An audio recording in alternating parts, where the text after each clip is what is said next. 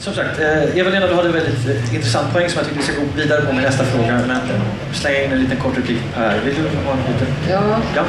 Så jag skulle vilja säga, återigen, man kanske tycker att jag är korkad, men jag tycker att det är lite mer komplicerat än vad mina kamrater till höger och vänster säger.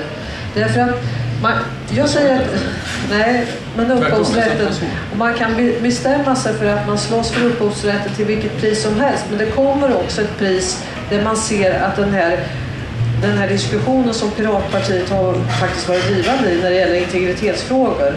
Alltså man måste fundera på var går den gränsen. De flesta som sitter där inne har en mobiltelefon, antar jag.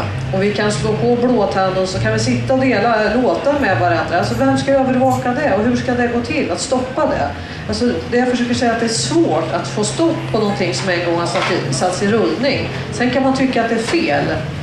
Men de här brotten begås ju, om man nu säger att man bara får dela med sig av några få exemplar. Alltså hur ska man räkna de här kopiorna? Det var det jag försökte säga, att jag tycker att det är lite mer komplicerat än att bara säga.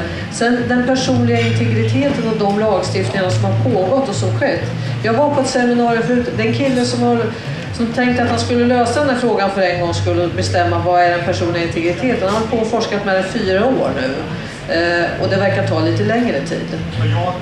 Men vad han försökte säga, det var i alla fall att vi själva bestämmer var den personliga integriteten hamnar någonstans och var går gränsen. Det beror på vart man befinner sig och i vilka sammanhang. De som är inne på Facebook lägger upp väldigt mycket av saker som man tycker är okej att lägga upp där. Men det är inte säkert att man skulle vilja se det på framsidan på lokaltidningen. För då kanske ens personliga integritet skulle kränkas på ett sätt som man absolut inte skulle acceptera. Bara för att man en gång har lagt ut saker på nätet så är det inte säkert att man vill se det i andra sammanhang. Om man har skrivit en låt som man tycker är helt okej att folk delar med sig av, så kanske man inte vill se det på YouTube ihop med 2 personer som har sex. Därför att man har bestämt sig för att den låten kanske inte skulle användas i de sammanhangen. Och då har man faktiskt en ideell upphovsrätt till det man en gång har gjort.